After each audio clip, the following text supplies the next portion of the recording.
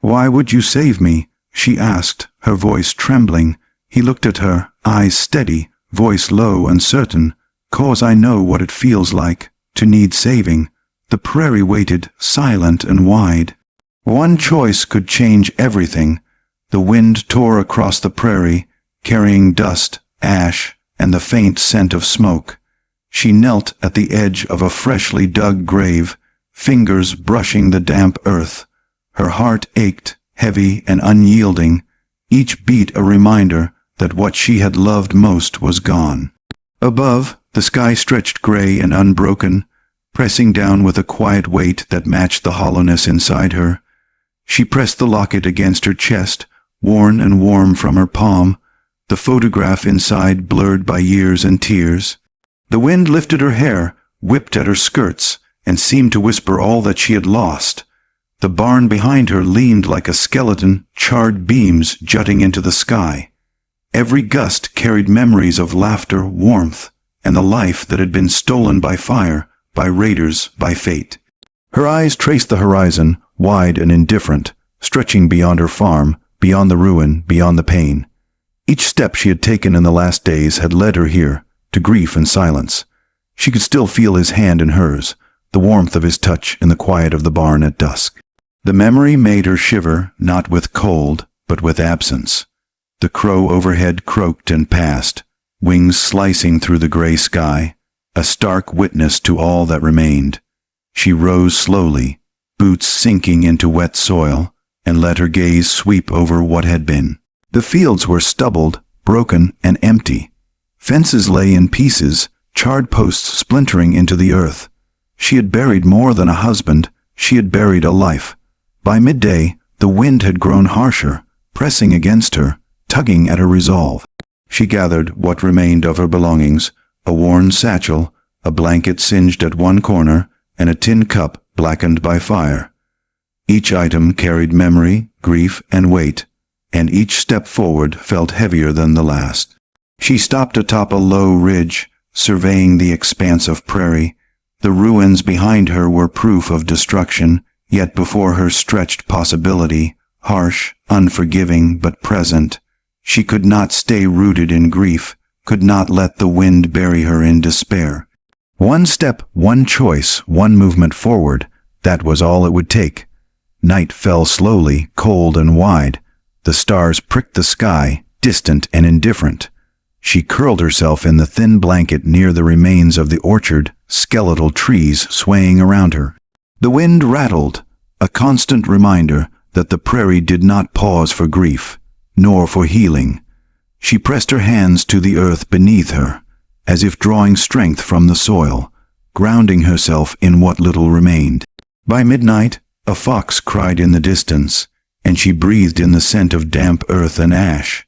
Sleep was shallow, haunted by memory, yet the ache in her chest began to temper with quiet resolve. The wind would not stop, the prairie would not soften, but she could endure. She could endure and survive. By dawn, gray steel had softened to pale light, and the prairie waited silently. She rose, dusting the earth from her skirts, shoulders squared against the wind.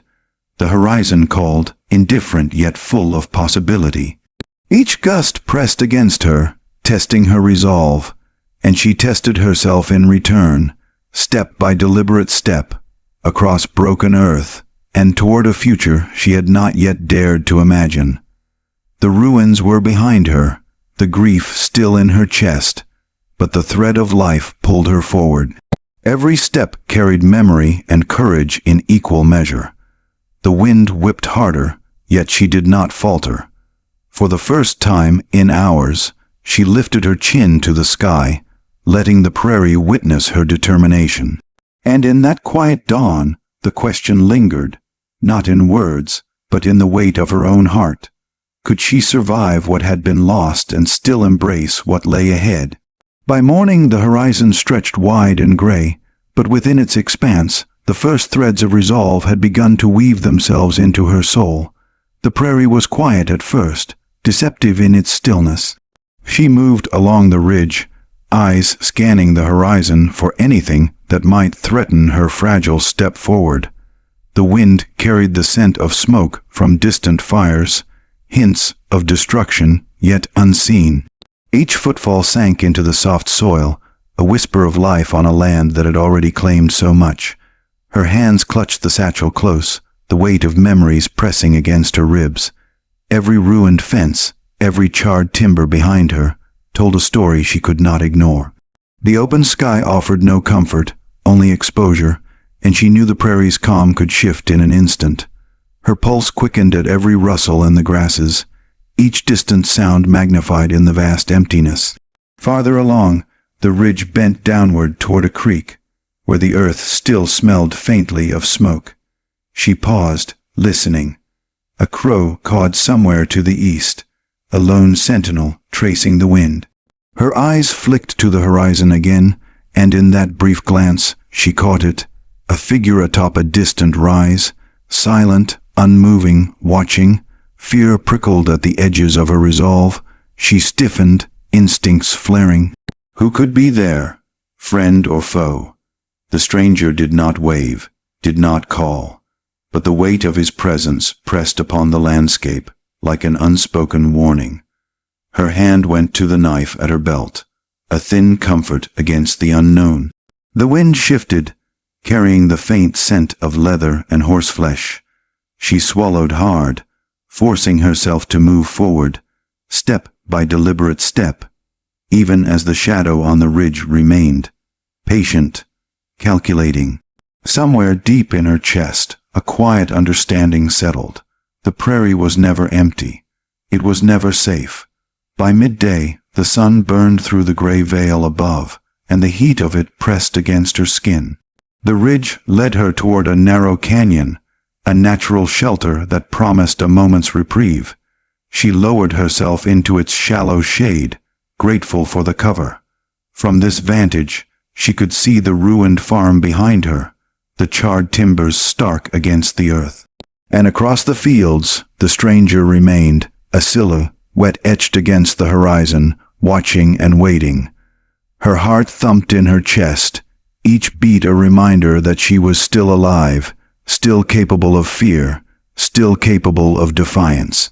She wanted to turn, confront the watcher, demand answers, but caution held her still. The prairie had taught her the cost of recklessness, the price of underestimating the unknown. Shadows lengthened as the sun dipped lower, painting the land in hues of burnt orange and cold steel. She crouched behind a fallen fence post, eyes fixed on the distant figure. The wind carried the faint sound of hooves, maybe just a trick of the landscape, or maybe the first sign of movement. Her stomach tightened, the thin thread of safety she had woven fraying with each passing moment. A sudden rustle behind her made her spin, knife drawn. Only a rabbit darted from the tall grasses, vanishing before her eyes could follow. Her breath came fast, shallow. She pressed herself to the earth, listening to the wind that now carried both her fear and her resolve. By evening, the light had softened to muted gold, and the prairie seemed to hold its breath. The figure on the horizon had not moved, but she knew the watcher was there, patient, calculating. Every instinct screamed caution, yet a small spark of curiosity stirred beneath the tension. Who was he? Why did he linger at the edges of her life, silent but present? She pressed on, moving carefully toward a stand of broken trees where she might make camp. Each step was measured, each sound amplified by the quiet expanse. Somewhere in the distance, a coyote cried, and the wind carried it as a warning or an omen. She could not yet tell which. That night, as she curled herself beneath the skeletal branches, the watcher's shadow remained in her mind. She could feel it in the way the wind shifted, in the way the prairie seemed to bend toward him. Sleep came in short, fractured waves, filled with distant whispers and imagined movements. The embers of threat had taken root, quiet but unrelenting, and she knew that the prairie would not let her rest easily. By midnight, the stars glimmered above, sharp and indifferent. She pressed her hands to the earth beneath her, grounding herself, and let her thoughts drift to the figure she had seen.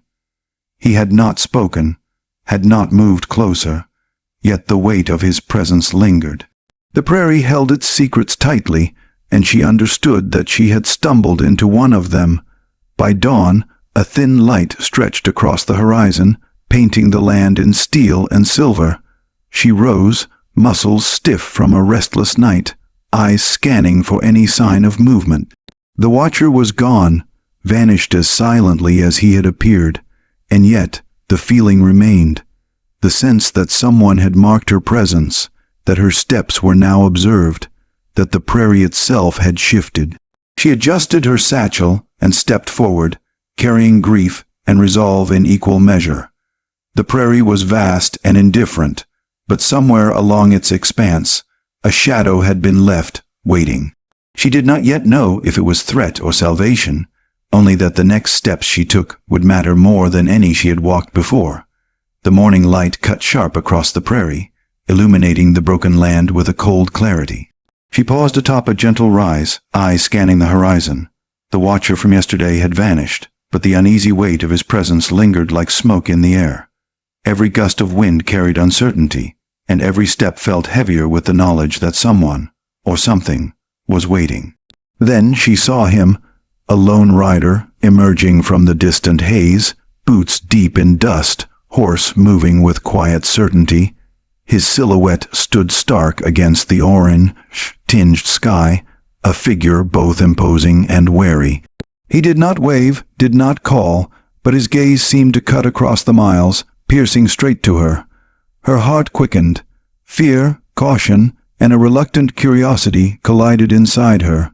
She pressed herself against the ridge, trying to measure the distance, trying to determine his intent. Her fingers hovered near the knife at her side, though a part of her hesitated, sensing that this man was not like the others who had brought ruin before.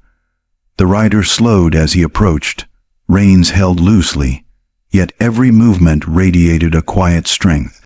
His eyes, dark and sharp, scanned the land as if it belonged to him, though his expression carried a hint of something more, awareness, perhaps, or a memory of loss that mirrored her own. By midday, he had closed the distance, his horse's hooves muffled against the softened prairie soil. She could hear the subtle creak of leather and the faint rustle of cloth, each sound magnified in the still air. When he finally dismounted, he moved with deliberate caution, boots sinking into the earth as he approached. "Who are you?" she asked, voice tight, trembling with a mix of defiance and apprehension. He stopped a few yards away, eyes never leaving hers. A faint shadow of a smile touched his lips, rugged and weathered. "Name's Colton," he said, voice low, measured. "And you are—" She hesitated, the wind tugging at her skirts, as if urging her to flee. "I'm Mary," she replied. Her voice was steadier than she felt, but the tremor beneath betrayed her fear. Colton nodded slowly, taking in the ruined farm behind her, the skeletal orchard, the wind-whipped grasses. "You're far from anywhere safe," he said, tone neither accusatory nor cruel, only stating what was evident. "This land doesn't forgive easily." Mary's chest tightened. There was truth in his words, and yet something in his gaze, a recognition, a caution, made her wonder if he had walked through loss before. She could sense it in the quiet strength of his posture, the deliberate calm in his movements. He was no raider, no stranger drawn by mischief or greed. He was something else, something that mattered. A silence stretched between them, the kind that carries weight without sound. The wind swept across the prairie, tugging at her hair, rustling the dry grasses, reminding her that the world beyond this ridge had not changed, and that danger could return at any moment. Yet in that moment, Colton's presence felt like a tether, fragile but undeniable, connecting her to something she had thought lost forever, the sense that she was not entirely alone. "Why are you here?" she asked, unable to suppress the tremor in her voice. Colton's gaze softened just slightly, and he exhaled, the air carrying a faint dust of the prairie. "I don't run from trouble," he said, carefully measured, and I don't leave people to face it alone." The words struck her in a way that surprised her. She wanted to be angry, wanted to demand distance, wanted to assert her independence. Yet something in the steadiness of his eyes, the quiet certainty of his presence, made her pause. She did not fully trust him, not yet. But a seed of hope, small and stubborn, began to take root. By afternoon, the sun had climbed high, washing the prairie in harsh light. Mary and Colton remained apart, measuring each other with glances and subtle movements. Each word, each pause, was heavy with unspoken questions, and yet neither advanced further. The prairie, vast and indifferent, seemed to lean in, pressing against them both with the weight of expectation. Colton's eyes flicked toward the ruins behind her once more. "You've been through a lot," he said quietly, voice almost lost to the wind. "But the land, it's not done with you yet. You need someone who can see the danger coming before it's too late." Mary swallowed hard, the weight of grief pressing down, mingled with a spark of something else, caution, curiosity, and the faintest flicker of trust. She could not yet answer him, could not yet know if he was friend or threat. But she knew one thing: the prairie had brought him here, and she would have to face him one way or another. The sun began its slow descent, painting the horizon in bruised hues of orange and violet. Shadows stretched long and thin, and the air grew cooler. Mary stepped back slightly, heart hammering, yet the tension between them held a strange comfort. There was danger here, yes, but also possibility. By evening, the ridge faded to muted gold, the prairie quiet but watchful. Colton remained where he had dismounted, eyes tracing her movements, patient and unmoving. Mary curled her fingers around the satchel at her side, feeling the weight of her choices pressing down. She did not know what would come next, or if she could trust him. But she knew the moment had arrived when paths intersect, when strangers become the first threads in a story neither could yet predict. And somewhere deep inside, beneath fear and grief, Mary felt it, the first fragile stirrings of hope, tethered to a lone rider who had appeared from the wind itself. The morning wind carried a chill, stiffening her shoulders as she surveyed the prairie. Colton had stayed nearby through the night, quiet, alert, never intruding, but his presence pressed against the edges of her thoughts. She did not know if she could trust him, and yet the thought of facing another day alone, with the horizon wide and indifferent, made her consider the unthinkable. Colton approached as she packed the last of her meager belongings, boots crunching softly against the frost-hardened soil. "You need shelter," he said simply, his voice low and even, "not just for the night, but for longer. Out here, being alone can kill you faster than the wind ever could." Her gaze sharpened. "And why would you care?" she asked, voice cautious, wary. Every instinct told her to push him away, to keep the distance that had protected her for so long. But there was something in his tone, honest, measured, that suggested he was not bluffing. "I've seen what it does," he said, "seen what it leaves behind. You don't deserve that, not after what you've already lost." The wind stirred, tugging at her skirts, whispering against the ruins behind her.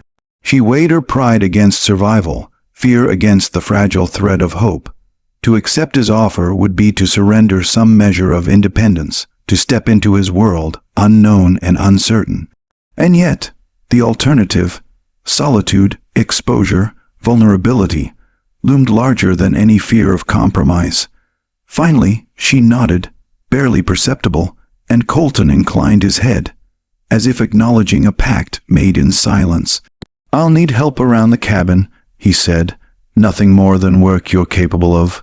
We each protect the other, that's the deal. You work, I keep the dangers at bay." She studied him, eyes narrowing. "And what if I refuse?"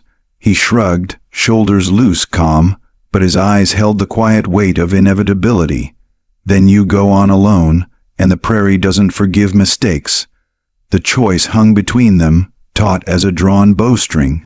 She could see it in his stance, in the quiet certainty of his expression.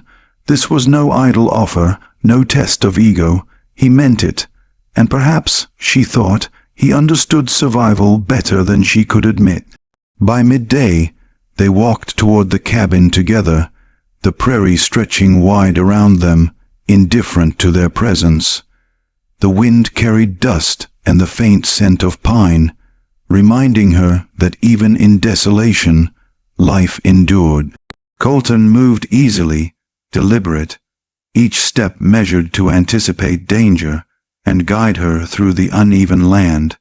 At the cabin, she paused at the threshold, taking in the small wooden structure. Its walls bore scars of storms past, but it promised warmth, safety, and a reprieve from the unyielding prairie. Colton watched her carefully, expression unreadable but steady. "It's not much," he said, voice low, almost casual, "but it will keep you alive. That's worth more than pride, sometimes." She stepped inside, fingers brushing the rough wood of the walls, feeling the pulse of the place. It smelled faintly of smoke and pine, worn leather and dust, a mixture that spoke of endurance. She set her satchel down, the sound sharp in the quiet cabin, and finally allowed herself to breathe. Colton leaned against the doorway, eyes tracing her movements. "You'll need to set boundaries," he said. "We each have to know the line between work and trust. You'll see mine if you stay long enough." She studied him, noting the quiet steadiness, the controlled patience in his posture. She did not fully trust him, not yet, but she recognized the rare measure of honor in the man, and in that recognition, a small thread of hope began to knot itself into the fabric of her caution. By evening, the sun dipped low, casting muted gold and purple across the prairie. They worked in companionable silence, repairing a section of the cabin wall, reinforcing the doorframe. Colton's hands moved with precision, his voice rarely breaking the quiet, yet the presence of him, solid, capable, watchful, was a comfort she did not dare name. The wind shifted, carrying the faint cry of a distant coyote, yet inside the cabin, the space between them held a fragile safety. She understood, with a weighty clarity, that the prairie's dangers had not vanished.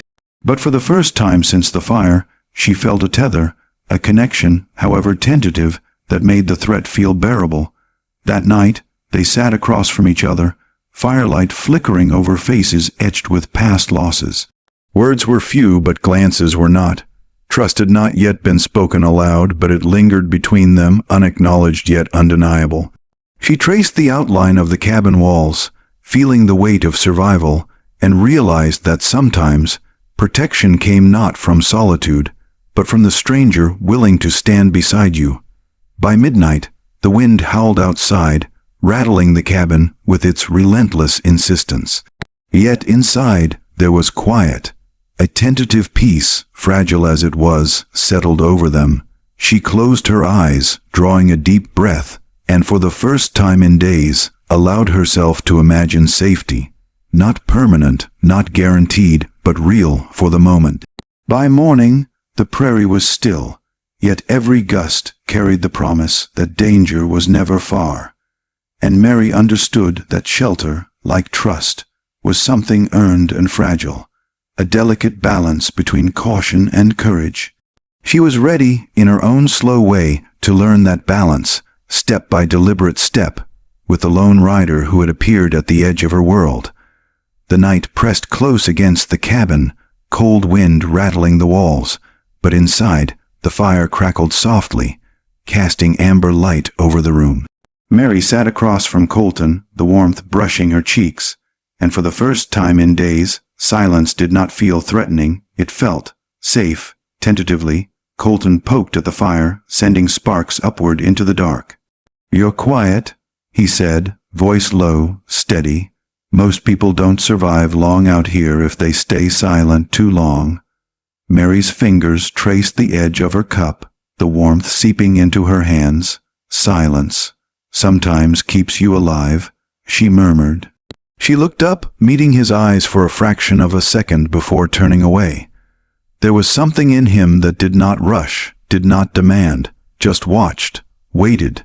He nodded, as if understanding without needing explanation. "I know what it's like," he said softly, to carry the weight of things you can't change. Sometimes you keep it inside because the world doesn't give you the space to grieve. Her chest tightened, caught off guard by the quiet empathy in his words. She had long thought grief was hers alone, a shadow no one could touch. Yet in his voice, steady and measured, she sensed recognition, an acknowledgement that some losses could not be buried, only carried. They sat in silence for a while, the only sound the soft crackle of the fire and the occasional shift of wind outside. Mary's eyes traced the worn floorboards, imagining the hands that had built this cabin. The sweat and care pressed into the wood. Colton followed her gaze, his own thoughts hidden behind calm eyes. "You've seen a lot," she said finally, voice barely above a whisper. "I can tell by the way you move, by the way you watch the land." He gave a faint smile, the kind that held both humor and pain. "And you've survived more than most give themselves credit for." He replied, "Out here, life teaches you fast, the fire, the wind. The prairie doesn't forgive mistakes." Her fingers tightened around the cup, the warmth grounding her.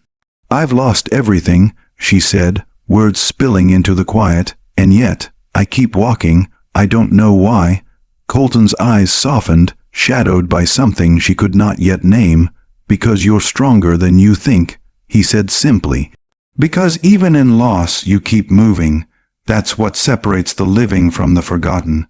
She looked at him, tracing the lines of his face in the flickering light, noticing the quiet scars of a man who had lived hard, who had seen too much, yet carried himself with measured restraint.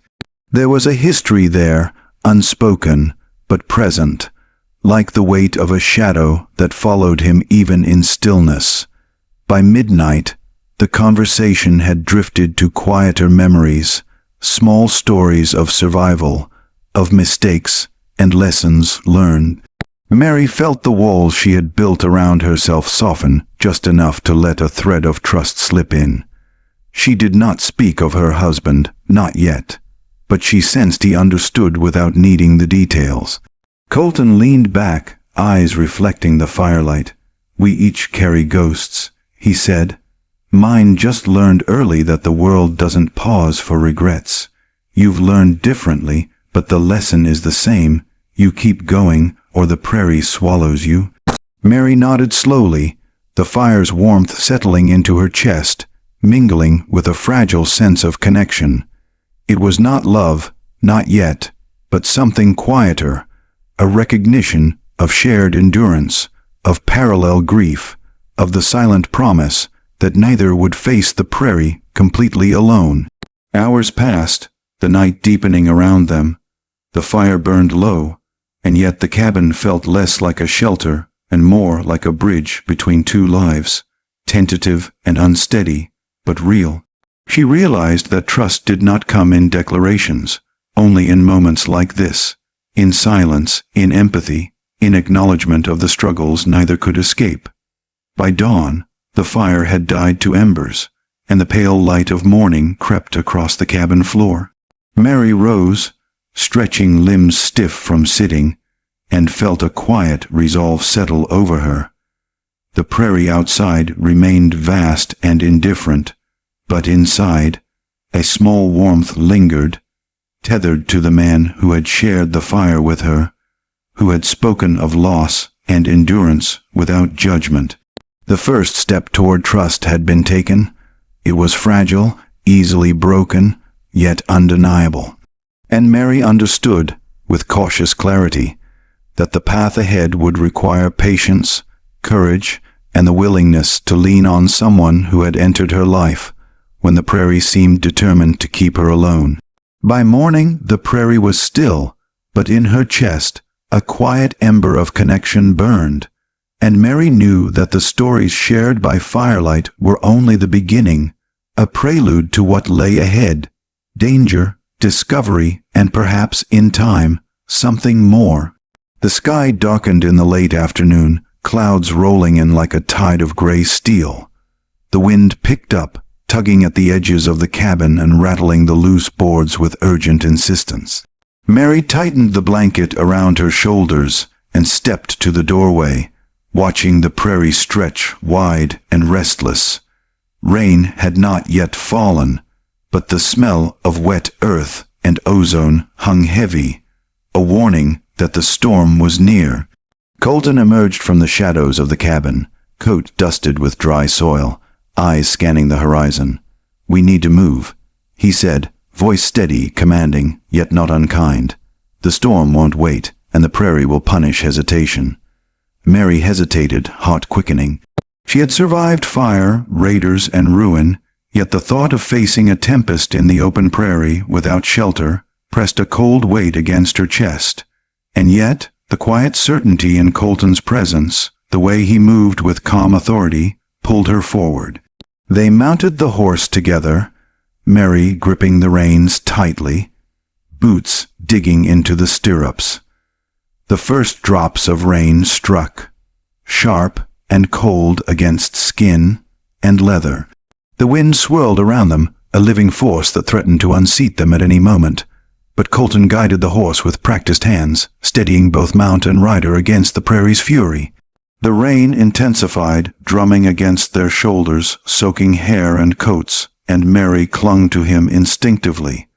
The proximity was startling, his chest steady beneath her hands, the rhythm of his breathing a quiet anchor amid the chaos. She realized, with a jolt, that vulnerability had its own power, that trust was not merely spoken but felt, step by desperate step, in moments like this. Lightning forked across the sky, illuminating the rolling plains in stark, white bursts.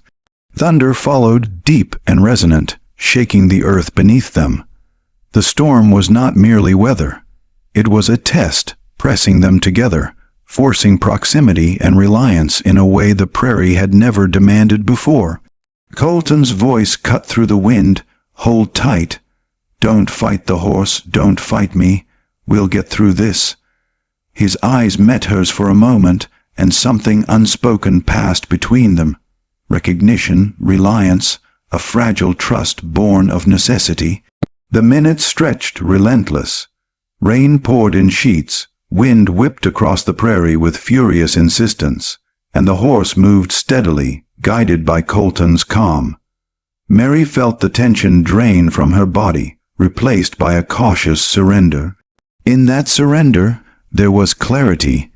Survival depended not on pride, not on defiance, but on the willingness to trust, even when fear burned bright.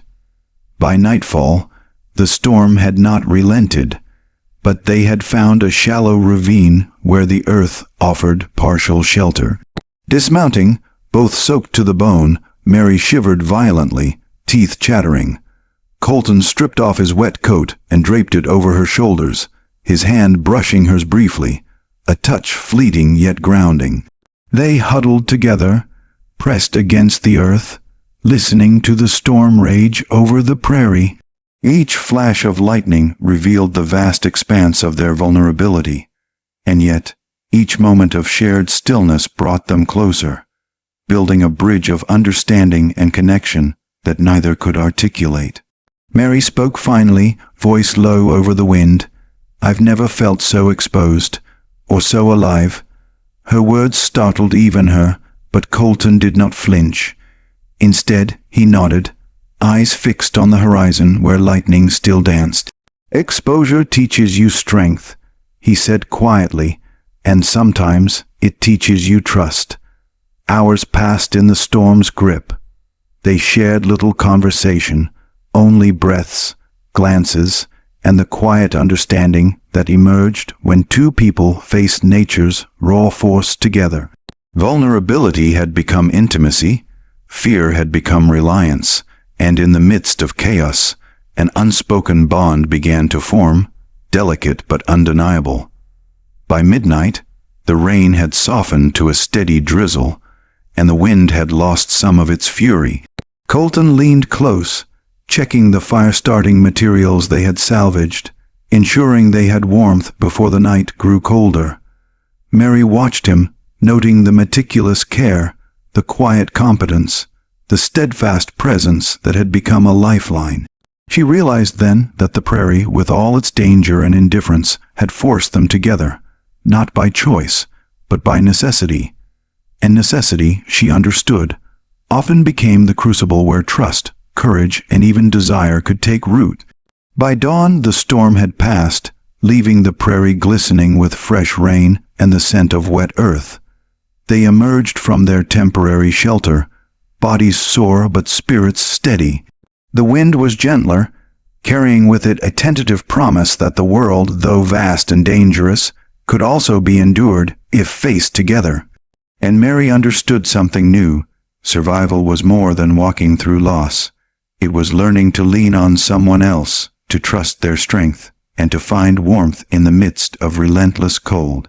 The storm had tested them, pressed them close, and left something enduring in its wake, a bond neither had expected, yet could not ignore. Twilight settled over the prairie, casting long, soft shadows that stretched across the cabin and the surrounding fields. Mary moved quietly along the worn path, the last light brushing her hair with gold and copper. Every movement carried a tension she could not name, a mix of wariness and curiosity, of caution and something far more fragile. Colton appeared behind her, boots muffled against the softened earth. He did not startle her. She had grown accustomed to his silent presence, but the way he watched, measured and calm, made her pulse quicken. The wind shifted, carrying the faint scent of rain from yesterday and the dust of the prairie. "You work well," he said, voice low, almost conversational, yet threaded with something else, something she could not place. His eyes flicked to hers, and in that glance was a weight, a question neither dared speak aloud. Mary stiffened, heart thumping. "I do what I must," she said, brushing past him without meeting his gaze. The words felt hollow, even as they left her lips, but she could not yet give herself the freedom to admit more. He followed her steps slowly, respecting the distance, yet never breaking the rhythm of observation. "You've been carrying more than work," he said finally. "I can see it, in the way you hold yourself, in the way your hands never stop moving." Her breath caught. She wanted to deny it, to retreat into the safety of silence, yet a part of her longed for acknowledgement. The prairie had forced her into isolation, yet here was a man who noticed, who understood even without asking for explanations. Shadows deepened as the sun dipped below the horizon, and the air grew cooler. They worked side by side, tending to the small tasks the cabin demanded, yet each glance, each brush of hand against wood or tool, carried weight. Their movements became a subtle dance, cautious but deliberate, the distance between them shrinking in measured increments. "You trust easily?" Mary asked, voice soft, almost a whisper. The question hung between them, fragile as spun glass, yet daring in its honesty. Colton's eyes held hers for a long moment. "Not easily," he replied. "But I've learned to recognize when someone needs more than words, when someone needs presence." The word lingered, unspoken yet resonant, and Mary felt a flutter she could neither name nor resist. By nightfall, the cabin glowed with firelight, flickering across walls and faces. Shadows danced, elongating and bending, and Mary realized she had been watching him as much as he had been watching her. Desire, subtle and restrained, mingled with caution, building a tension neither fully acknowledged but both felt. She caught his gaze across the room, fleeting but undeniable, and held it longer than she should have. The air thickened with unspoken possibilities, the intimacy of proximity, the quiet pull of shared vulnerability. The prairie outside was still and indifferent, yet inside the cabin, the world had narrowed to the space between them. Colton broke the silence finally, moving closer, careful, deliberate. "Fear doesn't mean weakness," he said, voice low, steady. "It means you're alive and alive. Sometimes it leads to things you never expected." Mary's hands trembled slightly as she reached for the firewood, though she did not step back. Her chest tightened, not with panic, but with awareness of him, of the tension threading the room, of the fragile desire weaving itself into every glance, every measured word. The night deepened, wrapping the cabin in quiet shadows. Every sound, the crackle of fire, the shift of wind through the broken boards, the subtle brush of hands across wood, magnified in the stillness. The dance continued silently, a rhythm of anticipation, curiosity, and restrained longing. By midnight, the shadows had grown long, mingling with the quiet warmth of the fire. Mary realized that the careful distance they had maintained was dissolving, step by deliberate step, replaced by an intimacy that neither dared name but both recognized. The prairie outside might have been indifferent, but inside, a new tension had taken root, one neither could ignore. By dawn, the fire had burned low, and the first light of morning touched the horizon. The dance of shadows lingered in the air between them, unspoken but palpable, a bond forged in glances, shared tasks, and the silent acknowledgement that desire, when tempered by caution, could survive even in the harshest landscape. And Mary understood, with quiet clarity, that the prairie had brought them together, not by chance, but by a force neither could yet define. Trust and longing were no longer separate. They moved together, step by careful step, like dancers learning a rhythm older than the land itself. The prairie lay quiet beneath a pale morning sky, dew clinging to the grass like fragile crystals. Mary moved slowly, tending to the small chores around the cabin, each task deliberate, each motion a way to steady her thoughts. Yet the shadow of last night's tension lingered. Colton's presence, close and steady, had left a mark she could not ignore. Colton appeared from the far side of the cabin, leaning against the weathered wood, hands tucked into his coat. "You're quiet this morning," he said, voice low, calm, yet threaded with an undertone she had learned to recognize. Care. Mary met his gaze briefly, then returned to her work. "Quiet keeps the mind steady," she said softly. "Out here, noise can be dangerous." He nodded, watching her. "True," he replied. Then, after a pause, he added, "Sometimes silence is just a shield, but shields can't hold forever." She stiffened slightly, sensing the weight in his words. Colton rarely spoke of himself, but when he did, it carried a gravity that made her listen more closely than she intended. By midday, the sun burned gently over the prairie, the wind shifting to carry the faint scent of rain yet to come. They had worked side by side in companionable silence, repairing fences, gathering firewood, and tending to the small gardens that promised sustenance. The rhythm of labor allowed thoughts to surface, unguarded yet careful. Finally, as the fire crackled that evening, Colton spoke, voice soft but steady. "There's something I've carried for years," he began, not meeting her eyes at first. "Something I've hidden because the world doesn't forgive weakness or mistakes." Mary paused, setting down her cup, sensing the quiet vulnerability behind the words. "You can tell me," she said cautiously, her own past making her a careful listener. "I understand, more than you know." He exhaled, slow and deliberate, as if drawing courage from the firelight. "I lost someone," he said, "a long time ago, someone I couldn't save. Every choice since then has been haunted by that loss. It's why I move the way I do, why I'm cautious, why I watch before I act. Because I've learned the cost of failure." Her chest tightened. She recognized the quiet weight of grief, the way it could shadow every decision, every step. For the first time, she saw the man before her not only as a protector, but as someone who had carried his own battles silently, whose scars were etched into his soul like hers were into hers. "You don't have to carry it alone," Mary said softly, the words trembling but deliberate. She did not yet know if she could fully trust him, but empathy flowed freely from her chest, bridging the gap between shared sorrow. Colton's gaze met hers finally, steady and unwavering. "I know," he said, "but some things, some ghosts, you carry until someone earns the right to share the burden." The fire crackled between them, shadows dancing along the walls, intimate and unrelenting. Mary felt a shift in the space around them, a subtle recognition that the bond between them had deepened. Trust was no longer tentative. It had begun to root, fragile but persistent, like the first shoots of grass after a long winter. They spoke little more that night, yet the air was charged with understanding. Every glance, every measured silence carried weight.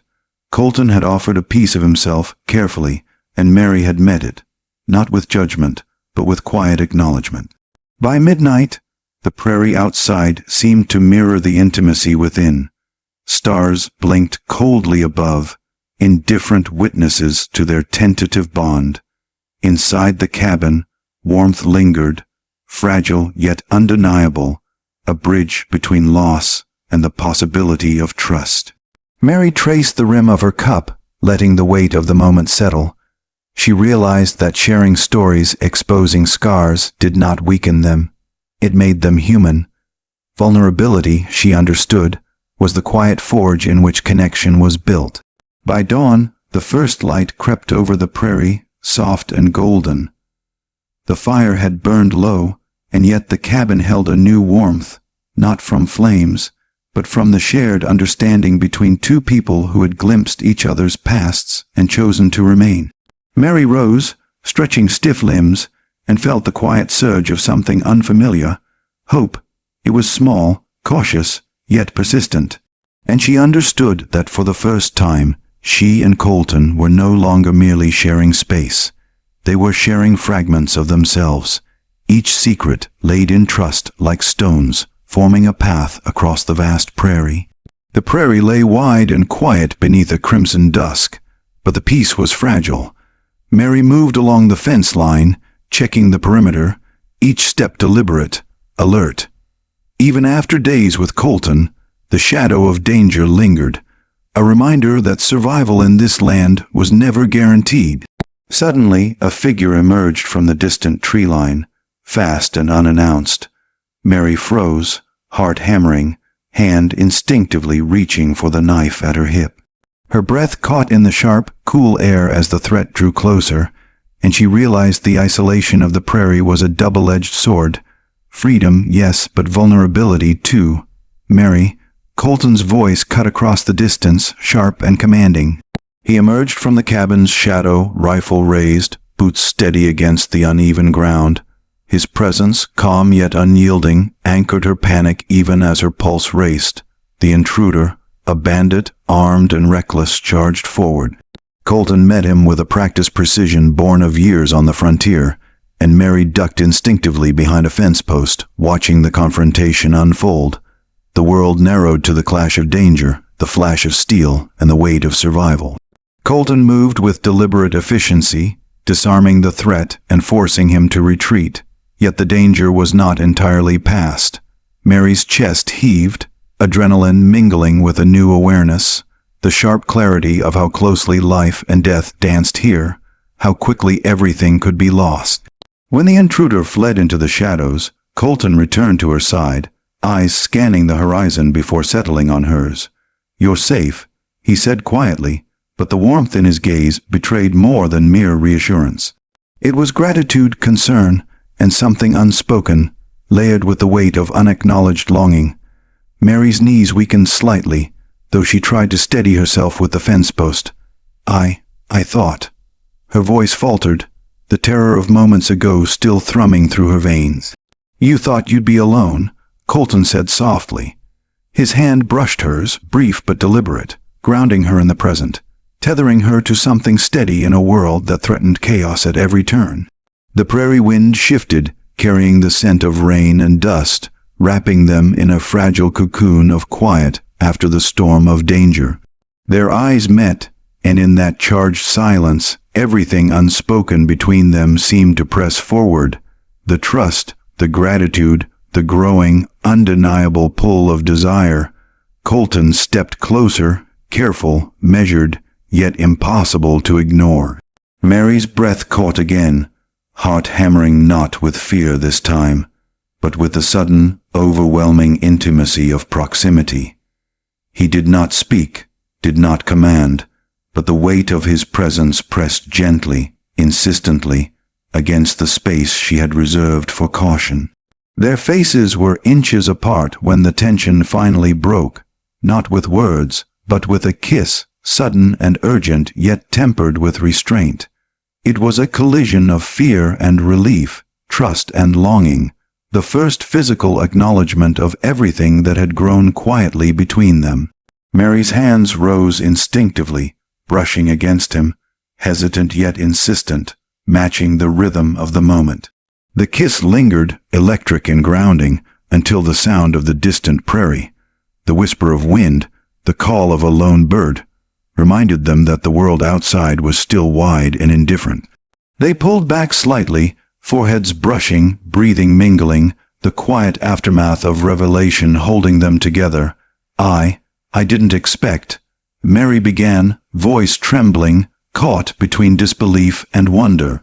Colton's gaze softened. "Neither did I," he admitted, "but sometimes danger reminds you what you're truly living for, and who you can't leave behind." The first stars appeared overhead, pale and steady, witnessing the fragile intimacy forged in the crucible of threat. The prairie, vast and indifferent, seemed momentarily suspended, holding its breath as two souls, scarred and cautious, began to navigate the delicate terrain of desire and trust. By midnight, the cabin glowed faintly in the distance, the fire inside promising warmth and shelter. Mary and Colton remained close, hands brushing occasionally, each touch a silent acknowledgement of what had passed and what might yet come. The first kiss was not an ending, but a beginning, an unspoken contract that danger and desire could coexist, that trust, once tested, could blossom into something deeper, even amid the harshest prairie. By dawn, the first light painted the horizon pale and tentative. The kiss lingered in memory, a quiet flame in the midst of uncertainty. And Mary realized, with a trembling certainty, that life on the prairie was no longer merely survival. It was learning to feel again, to trust again, and to embrace a bond born in the shadow of danger. The prairie seemed deceptively calm beneath the morning sun, golden and wide, yet Mary felt unease threading through the still air. Something had shifted overnight, a subtle tension that made her glance toward the horizon more often, ears straining for the faintest whisper of danger. Colton moved beside her, quiet, vigilant, scanning the edges of their property with a practiced ease. Mary noticed how his posture tightened at unseen cues, how his hand hovered near his holster even when nothing appeared amiss. The tension between them, already charged with desire, now carried the added weight of suspicion. "They're close," he said finally, voice low, almost a murmur meant for her alone. "Someone's watching, someone who doesn't want us safe." Mary's pulse quickened. "How can you tell?" He did not answer immediately. Instead, he pointed to subtle signs across the prairie. A broken branch, a hoofprint, the faint swirl of smoke from a distant campfire. Every observation carried precision, every gesture a testament to his life lived on the nigh, wedged between danger and survival. "They think we're alone," he said at last, eyes meeting hers. "They think we're vulnerable, and right now they're testing the line." The realization made her stomach tighten. The threat was no longer theoretical. It was real, immediate, and meant to fracture the fragile trust they had begun to build. Her hand brushed against his as they moved, an unconscious plea for assurance, for the quiet anchor that had kept her steady in storm and shadow. By midday, subtle signs multiplied, tracks too fresh, the distant sound of hooves, the glint of metal in the sun. Colton tightened the cabin's defenses, reinforcing doors, checking the perimeter, moving with a deliberate intensity that spoke of experience and quiet dread. Mary assisted where she could, but each task carried the sharp reminder of vulnerability. The prairie, once a canvas of possibility, now felt like a stage for betrayal. She realized with a pang that trust, no matter how carefully nurtured, was fragile in a world ruled by greed, jealousy, and hidden motives. As dusk fell, a figure appeared at the edge of the property, shadowed and deliberate. Colton's stance shifted immediately, protective yet restrained. "Stay inside," he instructed softly. "Watch from the cabin. Don't come out until I call." Mary obeyed, her chest tight with anticipation and fear. Through the window, she saw Colton confront the stranger. Words exchanged in low, measured tones, body language tense, every motion precise. Her heart thumped not just from concern for him, but from the realization that danger could arrive even in moments of perceived calm. The night deepened, bringing wind that whispered across the prairie, carrying rumors of betrayal and the lingering scent of smoke. Colton returned after a tense hour, eyes dark, jaw set, the unspoken weight of confrontation heavy in his presence. "They were testing us," he said quietly, voice carrying both warning and reassurance, "trying to see if we'd falter, if we'd break. We didn't, and we won't." Mary exhaled slowly, letting relief mingle with lingering tension. She began, but words faltered. Fear, desire, and gratitude collided in her chest, leaving only the raw pulse of emotion. Colton placed a steady hand on her shoulder, grounding her. "You've been brave," he said softly. "Every choice, every step. You've faced this prairie, this danger with courage, and that matters more than you realize." The wind shifted again, carrying the distant sound of movement, a reminder that peace was fleeting and vigilance never optional. Yet inside the cabin, a fragile bond had been reinforced, a shared resilience forged in moments of crisis, tempered by mutual trust, and now tested by the shadows of betrayal. By midnight, the prairie was quiet again, though tension lingered in the cabin air. Mary traced the worn edges of the walls, letting her fingers linger over the wood, as if the material itself could offer reassurance. Colton moved nearby, checking locks, adjusting positions, every motion deliberate, silent, protective. She realized then that danger had strengthened the connection between them. Trust, once fragile and tentative, now carried weight, its roots deepening in the soil of shared trials and mutual reliance. Betrayal had whispered, but they had not succumbed. By dawn, the prairie lay pale and still, yet both knew that the horizon held unseen threats. And Mary understood that the path ahead would demand courage, vigilance, and the quiet willingness to rely on the man who had become more than a protector. Someone whose presence had become essential to her survival and slowly, quietly, to her heart. The prairie was quiet that morning, deceptive in its stillness. Mary moved carefully, scanning the horizon for any sign of movement, her fingers brushing the worn edge of the fence, as if grounding herself against the tension coiling in her chest. The wind whispered through the tall grass, carrying a faint tang of danger she could not ignore. Colton emerged from the cabin, rifle slung over his shoulder, eyes sharp and calculating. He paused beside her, scanning the open expanse. "They're coming," he said quietly, voice steady but edged with the urgency of preparation. "And this time they won't test, they'll strike."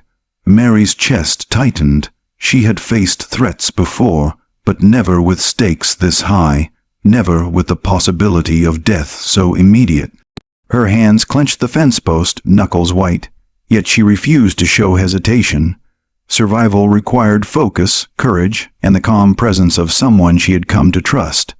By midday, the attackers appeared on the distant ridge, small figures against the horizon, moving fast, determined. Colton assessed them with precise calculation, then turned to Mary. "Stay low. Don't engage unless I call. Trust me." Her heart hammered as he mounted his horse, and she followed reluctantly, carrying only what she could manage. The prairie seemed to expand and contract with each heartbeat, wide and open yet threatening, a stage for confrontation and survival. The clash came swiftly. Horses screamed, Hooves pounded against the hard earth, and the sharp report of gunfire split the air. Mary ducked behind a fence post, peering through rain and dust as Colton moved with lethal precision, disarming, striking, and forcing the attackers to retreat step by step. Fear and adrenaline surged in her chest. Every instinct screamed to run, yet the sight of Colton, unflinching, fierce, determined, anchored her. Survival, she realized, was not just skill but presence, trust, and the quiet courage to face what the prairie demanded. Hours passed in a blur of chaos. Mary assisted where she could, gathering supplies, tending minor injuries, and staying close enough to feel the weight of the battle without being overwhelmed. Each moment tested her resolve, yet each act reinforced her connection to Colton, to their fragile, hard, one bond. When the attackers finally retreated into the horizon, leaving the prairie quiet once more, Mary felt the tremor of exhaustion and relief wash over her. Colton approached, coated in dust and sweat, yet steady, his eyes softening as they met hers. "You were brave," he said, voice low. "Every step, every choice. You faced them without fear." Mary lowered her gaze, the adrenaline leaving her limbs heavy. "I couldn't have done it without you," she admitted, voice barely above a whisper. The honesty surprised her, yet it felt necessary. An acknowledgement of dependence, trust, and something deeper than survival. Colton nodded, placing a steady hand on her shoulder, grounding her in the aftermath of chaos. "We've both been tested," he said. "The prairie doesn't forgive mistakes, but we didn't falter, not together." The sun dipped low, casting long shadows across the blood-stained prairie. The scent of spent gunpowder, earth, and sweat hung heavy, a grim reminder of the violence they had endured. Yet amid the devastation, a sense of victory lingered, a testament to courage, skill, and the bond that had grown between them. By nightfall, the cabin glowed faintly against the dark prairie, offering warmth and refuge. Mary traced the edges of the walls, remembering the violence that had passed through the land and the quiet presence of Colton beside her. Trust, she realized, was no longer tentative. It had been forged in fire, storm, and the confrontation with death itself. By midnight, the prairie lay silent again, yet the memory of blood and fear lingered. Mary understood that survival on the prairie demanded more than skill. It demanded courage, trust, and the willingness to face danger side by side with someone who had become both protector and companion. By dawn, the prairie stretched wide and golden once more, but the lessons of the day remained. Danger was ever present, but so was the bond between them. And Mary felt, deep in her chest, the first flickers of certainty that life, love, and trust could coexist even in the harshest wilderness. The prairie glowed under the early morning sun, deceptively calm after the violence of the day before. Mary stood at the edge of the cabin, her hands gripping the fence rail as she watched the horizon, mind a storm of questions, doubts, and a stirring resolve. Colton approached silently, boots soft against the dry earth. His gaze swept the expanse, noting every subtle shift in wind, every shadow that might hide danger. "We can't wait," he said, voice low, deliberate. "They'll be back. And next time, it won't be just a test." Mary's chest tightened. She had survived loss, storms, and the brutal clarity of violence. Yet now the decision fell squarely on her. Remain safely hidden, or step into the fight alongside the man she had come to trust. Fear tugged at her, but beneath it, a growing certainty urged her forward. "I'm not staying behind," she said finally, voice trembling but firm. "If this is our land, our home, then I stand with you." Colton's eyes softened, a rare warmth breaking through the stoic mask he usually wore. "I won't lie, it's dangerous," he said, "but I don't want you hiding in fear, not anymore. You've earned a right to fight for what matters." The morning air felt sharper now, carrying the scent of dust, gunpowder, and the faint tang of rain yet to come. They moved together across the prairie, shoulders aligned, senses heightened, every step a quiet testament to shared resolve.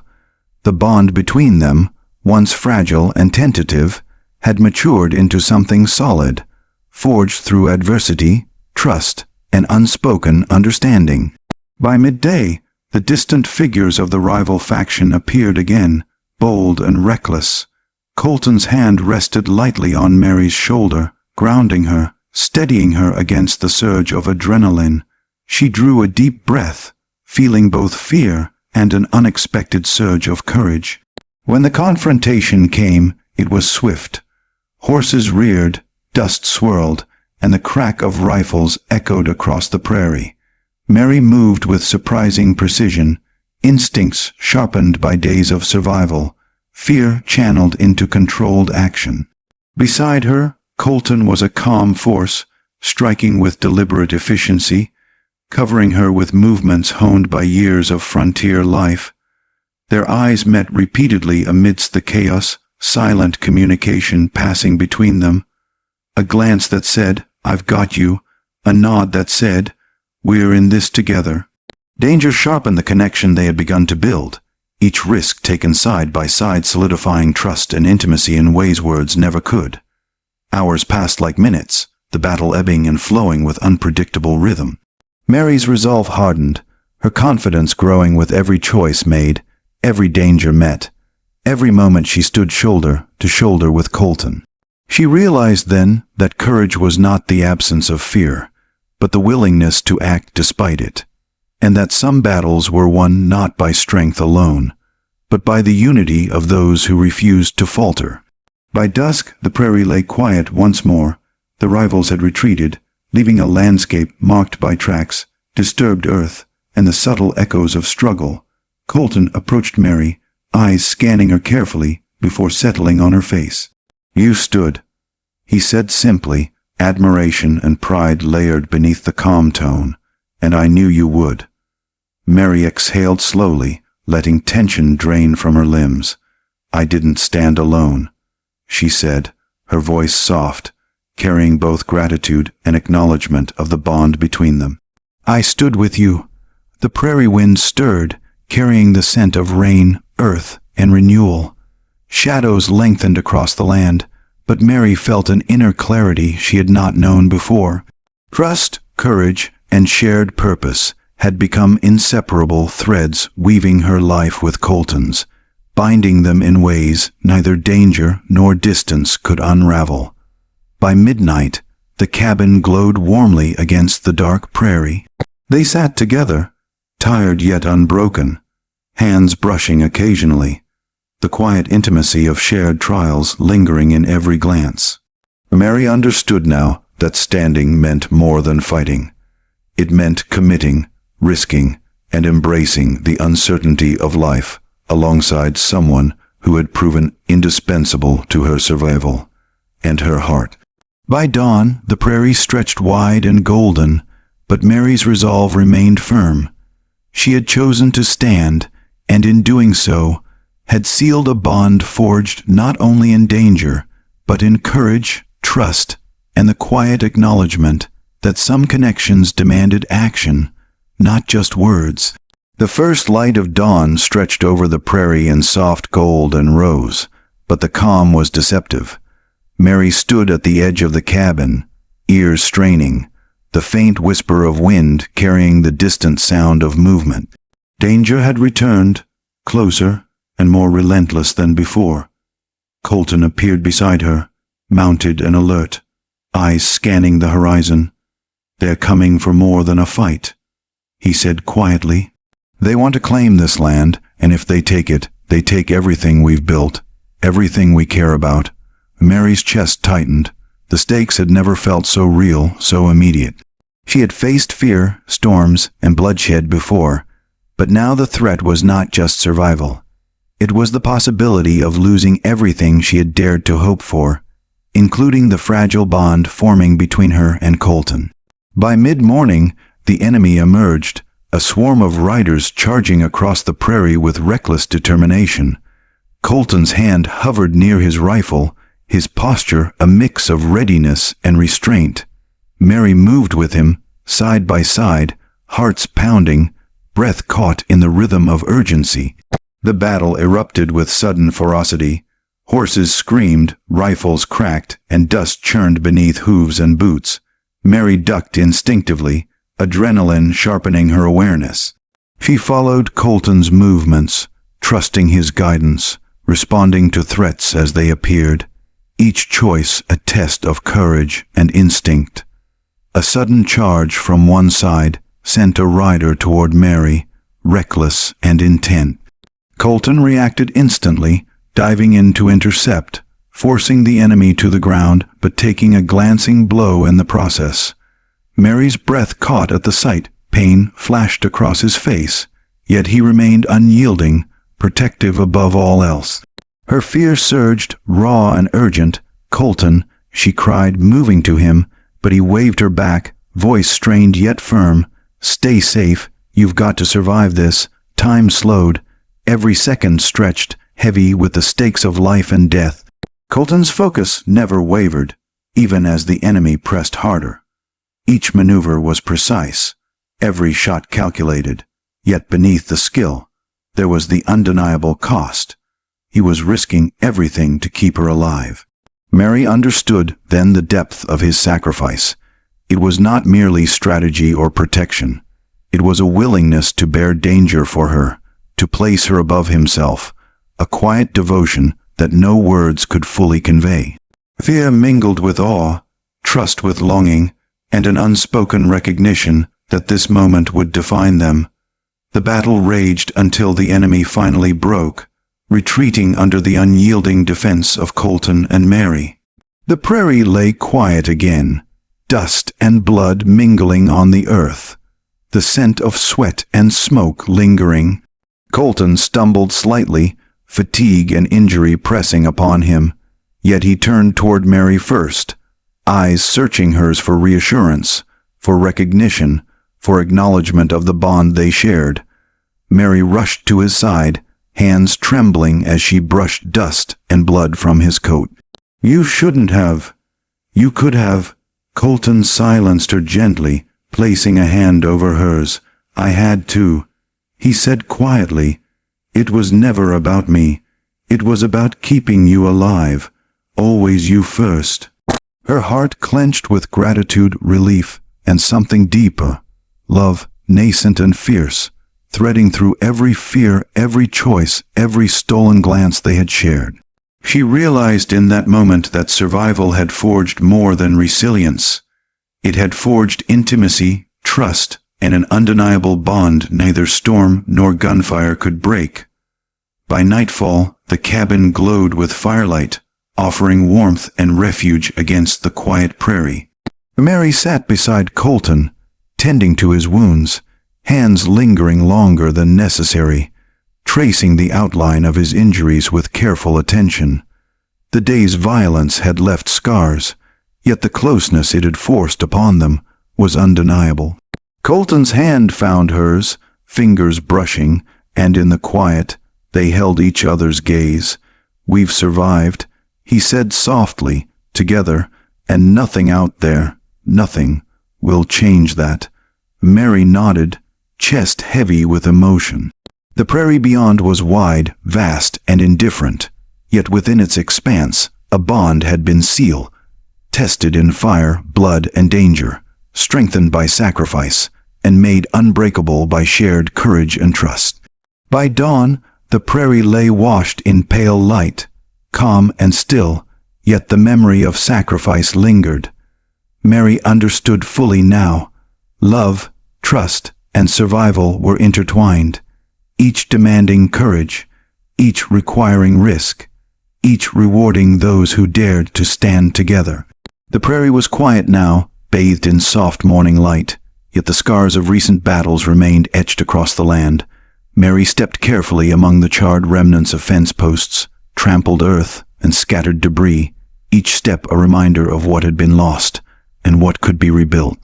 Colton moved beside her, hands steady as he examined the damage, eyes tracing the horizon with vigilance still lingering. Though the immediate danger had passed, The weight of survival hung in the air, a quiet companion to the first tentative hope of restoration. "We start small," he said, voice low, deliberate. "One fence at a time, one plot of land at a time. The prairie will heal if we give it a chance, and so will we." Mary nodded, shoulders lifting with the faintest trace of relief. The act of rebuilding was a quiet, tangible way to reclaim control, to reclaim life from the ashes of fear and bloodshed. Each nail driven, each post set, was a step toward normalcy, toward the life they had glimpsed but never fully held. By midday, sweat gleamed on their brows as they worked together, side by side. Words were few but measured, a shared rhythm of labor and subtle communication passing between them. Colton's presence remained a steady anchor. Mary's hands moved with purpose, each act of repair an affirmation of resilience and commitment.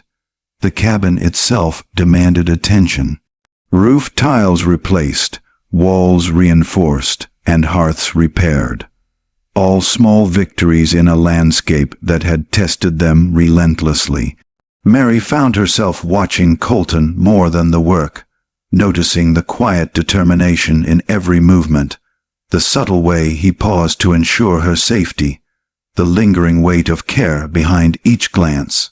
By evening, the prairie glowed in golden light, soft and forgiving, masking the reminders of violence that lingered beneath the surface.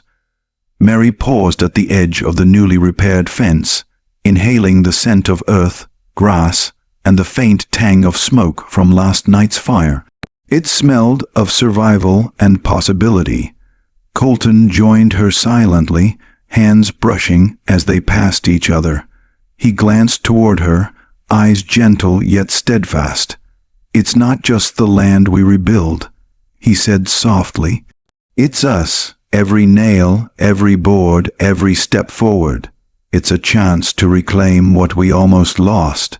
Mary's chest tightened with quiet emotion. She had been alone, fragile and fearful, yet now she felt a growing sense of belonging, of purpose, tethered not only to the prairie, but to the man who had risked everything to keep her safe. Nightfall brought stars that glittered coldly above, but inside the cabin, warmth lingered. They sat close by the fire, hands occasionally brushing, sharing silence that spoke more than words ever could. Every glance, every unspoken acknowledgement carried weight, the promise of rebuilding both the land and the fragile threads of their lives. By midnight, the prairie lay hushed, a mirror of renewal and quiet resilience. Mary traced the edges of repaired boards, letting her fingers linger, imagining the life they could build here. Colton watched her, silent, a steady presence in the soft glow of firelight, offering both protection and companionship without need for explanation. By dawn, the prairie stretched wide, golden and forgiving. The land would recover, the fences would stand, and slowly, so too would their hearts. Mary understood now that survival was only the beginning. Rebuilding was the act of courage, trust, and hope that would define the life they were reclaiming together. The prairie lay still beneath a pale morning sky, light spilling softly across the fields of renewed earth. Mary moved slowly among the newly repaired fences, hands brushing the rough wood, feeling the texture of both land and labor beneath her fingertips. There was peace here, quiet and fragile, yet alive with possibility. Colton joined her silently, boots brushing the dirt with measured sound. His gaze swept the horizon before settling on her, steady and contemplative. The weight of unspoken words lingered between them, carried in the subtle tension of shared glances and small, deliberate gestures. "You've done well," he said finally, voice low, carrying both admiration and warmth. "The prairie, it's stronger for it, and so are we." Mary turned to him, eyes reflecting a mixture of gratitude and uncertainty. "We. I mean, you've helped me more than I ever imagined," she said softly, her voice trembling with a quiet vulnerability. "I didn't think I'd feel this way again, like life could matter. Colton's gaze softened, his hand brushing against hers ever so slightly, a touch deliberate yet fleeting. "Life always matters," he said quietly. "Even when the prairie is harsh, even when danger presses close. It's the people we choose to stand with, the ones we trust, who give it meaning." Mary's chest tightened. The weight of his words carried more than comfort. It carried recognition, acknowledgement of the bond they had built through trials, fear, and shared survival. For the first time, she allowed herself to lean into the moment, to admit quietly, without words, that trust had deepened into something more. By midday, the sun warmed the prairie, gentle light glinting off dew and newly turned soil. They worked side by side, repairing small damages, tending the land that had been both their battleground and sanctuary. Conversation was sparse, each word measured, each glance loaded with unspoken understanding. Finally, as the afternoon shadows lengthened, Colton paused, settling on a worn fence post and gesturing for her to sit beside him. The quiet between them stretched, comfortable yet charged, as if the land itself waited for what was to come. "I should tell you something," he began, voice low, careful. "Something I haven't said before. I've carried a lot long before we met. Loss, mistakes, regrets. But being here, with you, it's different. It matters differently." Mary met his eyes, heart fluttering, her own vulnerability surfacing. "I feel that too," she admitted softly.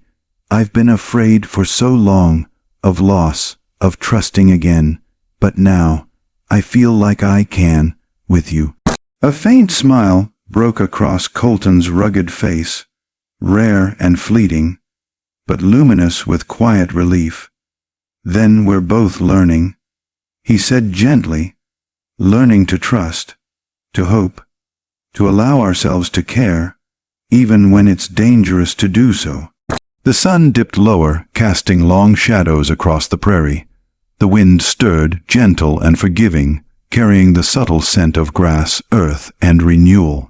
Mary felt the fragile weight of hope settle in her chest, warm and persistent, mingling with trust and desire in ways she had not anticipated. By evening, the cabin glowed softly against the darkening prairie. They remained close, hands brushing occasionally, the unspoken confessions of the day weaving a delicate tapestry of intimacy, connection, and quiet promise. For the first time since the storms and bloodshed, Mary felt a sense of certainty, not of safety alone, but of belonging, of shared purpose, and of a bond that might endure. By midnight, the prairie was silent, stars blinking coldly above, indifferent witnesses to their tentative peace. Yet inside the cabin, warmth lingered, soft and steady. Words had been spoken, truths revealed, and trust deepened. Mary understood that the quiet confessions of today would shape the choices and courage of tomorrow. By dawn, the prairie stretched wide and forgiving, carrying the promise of renewal, hope, and the subtle recognition that love, like the land they had reclaimed, could grow slowly, persistently, and resiliently. The morning sun stretched across the prairie, painting everything in shades of gold and amber. Mary stood beside Colton, their horses restless beneath them, the vast horizon ahead both intimidating and inviting. Today was not about survival. It was about movement, forward steps, and the quiet freedom the open plains promised.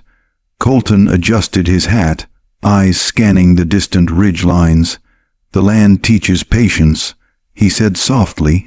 "Every horizon looks the same until you ride it. Then you see what's hidden: opportunity, danger, hope." Mary nodded, chest tightening with a mixture of anticipation, and the residual thrill of life survived. For days, weeks even, she had been tethered to the cabin, to the routines of rebuilding, and yet the open prairie now called to her, a vast canvas where past and future met. The first miles passed in silence, broken only by the soft rhythm of hooves on hard earth. Each glance they shared was a quiet acknowledgment, trust, reliance, and a subtle undercurrent of desire threading through the motion of travel. The prairie stretched endlessly, wind lifting strands of her hair and carrying scents of earth, grass, and rain yet to fall. By midday, the sun hung high, casting stark shadows that mocked the undulations of the land. Colton spoke rarely, but when he did, it was deliberate, revealing fragments of his past and his hopes for the future. Mary listened, absorbing each word, understanding more deeply the man beside her. The protector, the companion, the one who had earned her trust and quiet affection. She felt herself relaxing into the rhythm of the ride, muscles unwinding, mind opening to possibilities she had long denied herself. Horizons were no longer merely physical. They were emotional, spiritual, a reflection of the inner terrain she had traveled alongside Colton. By late afternoon, a distant storm had begun to roll across the plains, clouds dark and heavy with promise. Colton guided the horses with practiced ease, their pace steady yet alert. The approaching weather mirrored the landscape of their own hearts, uncertain, yet filled with potential for growth, for change. As the wind picked up, Mary reached for Colton's hand, fingers brushing, a silent affirmation of partnership. "I'm glad we're riding this together," she whispered, voice carried by the wind, intimate yet assured. Colton's eyes met hers, dark and unwavering. "Me too," he said softly. "Every mile, every storm, every horizon. We face it together. That's the only way it matters." The storm arrived with a gentle roar, wind lashing, distant thunder vibrating through the earth. They sought a low ridge for shelter, yet even in the temporary protection, Mary felt a surge of exhilaration. Freedom, trust, and shared courage woven into the fabric of the prairie around them. By dusk, the rain had passed, leaving the land glistening, emerald and renewed. Mary and Colton rode on, silhouettes against the fading light, the horizon stretching endlessly before them. Each mile was both a journey and a lesson. That life, like the prairie, required courage to traverse, patience to understand, and the willingness to face it together. By nightfall, they set camp beneath a cluster of trees, fire crackling softly. Shadows danced across their faces, and in the quiet, words were unnecessary. Hands brushed, glances lingered, and the unspoken promise of shared journeys resonated more than any conversation could. By midnight, the prairie lay silent, the horizon hidden beneath stars and clouds. Yet Mary understood with growing certainty that riding the horizon was more than a journey across land. It was a journey into trust, connection, and the quiet acceptance that some paths, once shared, could never truly be walked alone. By dawn, the sun rose again, painting gold across the prairie. Each horizon they crossed was a step toward transformation, a shared promise, and the boundless possibilities of a life lived together. The prairie stretched endlessly before them, familiar now yet marked by the memories of storms, battles, and quiet triumphs. Mary guided her horse along the dirt path leading to her land, heart pounding with anticipation. Each step brought her closer to the place she had fought to survive, and now hoped to reclaim fully. Colton rode beside her, steady and vigilant, eyes scanning the horizon while allowing her the quiet anticipation of returning home. His presence was a grounding force, a shield against the lingering tension of the past weeks. Together, they approached the remnants of fences, fields, and buildings that bore witness to both loss and resilience. The cabin appeared first, its weathered walls standing firm despite past fires and battles. Mary felt a lump in her throat, a mixture of relief, pride, and longing. Here she would rebuild, not just walls and fences, but the life she had almost lost. Colton dismounted, offering a hand to Mary as she tied her horse. She took it without hesitation, a silent acknowledgement of their partnership, their shared history, and the bond that had grown amidst danger and trust. By midday, they moved through the land together, assessing damages, planning repairs, and quietly celebrating the small victories that signaled recovery. Every nail hammered, every board replaced, every patch of tilled earth carried the weight of hope and the promise of renewal. Mary paused at a section of fence that had survived the worst of the raiders' assault. She ran her fingers along the wood, feeling the texture beneath her hands, a tangible connection to both the past and the life she was reclaiming. Colton watched her with quiet admiration, his presence constant yet unobtrusive. By evening, the cabin glowed with firelight, offering warmth and a sense of sanctuary. They moved inside together, the familiar smells of earth, wood, and smoke comforting after weeks of uncertainty. Mary realized that the home they had fought for was more than a physical space. It was a symbol of endurance, trust, and the life they were building together. As night fell, stars stretched across the prairie sky, indifferent yet awe-inspiring witnesses to their journey. Mary and Colton sat on the porch, hands brushing occasionally, glances lingering longer than necessary. Words were few, but the silence spoke volumes, a quiet understanding that the trials they had endured had strengthened rather than diminished them. Colton broke the silence softly. "We made it back. This land, this home, it's ours now, and so are we, in a way that no danger can take." Mary nodded, a faint smile tracing her lips. "It feels like the first time I can breathe without fear," she admitted. "Like we've finally arrived, not just here, but together." The wind stirred, gentle and forgiving, carrying the sense of grass, earth, and renewal. Mary leaned slightly against Colton, feeling the quiet reassurance of his presence. The prairie was wide, endless, and alive with possibility. Yet for the first time, she felt fully anchored, fully home. By midnight, the prairie lay calm, the cabin a haven against the vastness of the land. Mary and Colton remained side by side, sharing warmth and quiet reflection. The trials of the past, loss, betrayal, battle, sacrifice, had led them to this moment of peace, connection, and the promise of a life reclaimed together. By dawn, the prairie gleamed golden once more.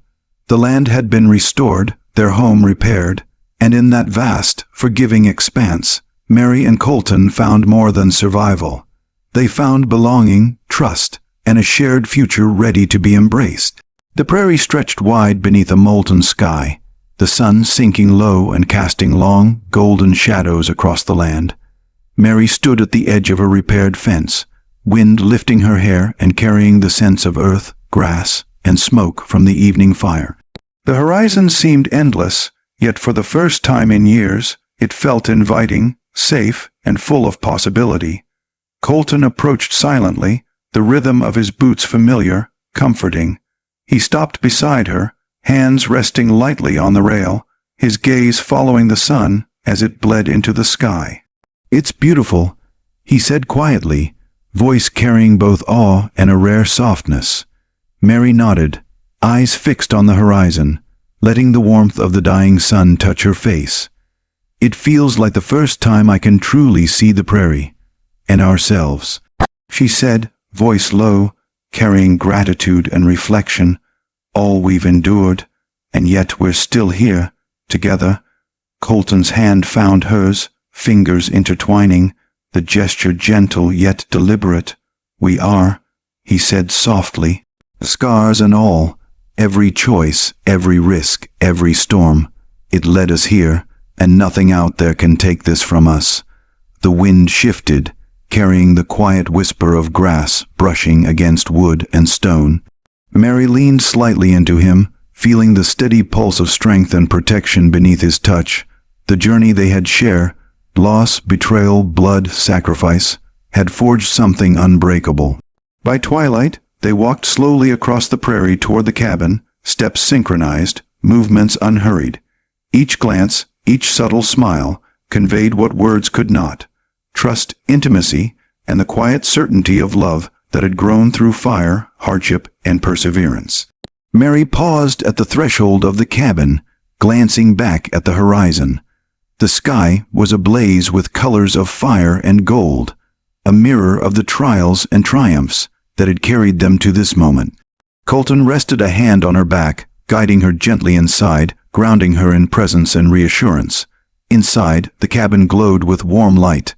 The air was filled with the soft scent of wood, smoke, and home reclaimed. They moved through the space together, small gestures of care punctuating the quiet intimacy, tending the fire, sharing water, exchanging glances that lingered longer than necessary. "Why would you save me?" she asked, her voice trembling. He looked at her, eyes steady, voice low and certain. "'Cause I know what it feels like, to need saving." The prairie waited, silent and wide. One choice could change everything. By nightfall, stars blanketed the prairie in silver, indifferent yet majestic. Mary and Colton stepped outside, hand in hand, facing the vastness of land and sky. The quiet stretch of prairie, once threatening and unforgiving, now held promise. Every shadow, every gust of wind, every distant rustle spoke of survival, resilience, and hope. Colton lifted her hand to his lips, pressing a kiss to her knuckles, an intimate acknowledgement of everything they had endured. "We've earned this," he murmured. "Every mile, every danger. It's ours now." Mary smiled, a rare, unguarded curve of lips, her eyes reflecting both gratitude and desire. "Yes," she whispered, "it's ours." The wind shifted again, gentle, carrying the scent of earth, renewal, and promise. Together, they stood beneath the endless prairie sky, scarred yet stronger, tethered to each other and the land they had fought to reclaim. Their hearts beat in quiet rhythm, a testament to survival, trust, and the love that had grown through trials unimaginable. By midnight, the prairie was hushed, but inside the cabin, warmth lingered. Hands brushed, glances met, and the silence was filled with unspoken promises, a quiet acknowledgement that they had arrived, not just at safety, but at belonging, intimacy, and a shared future. By dawn, the prairie gleamed in soft golden light, alive with the quiet hum of wind through grass. The horizon stretched wide and forgiving, and Mary and Colton faced it side by side. Love had survived storms, betrayal, and bloodshed. Trust had been tested and proven, and in the vast openness of the frontier, they had found not only each other, but the promise of all the days yet to come.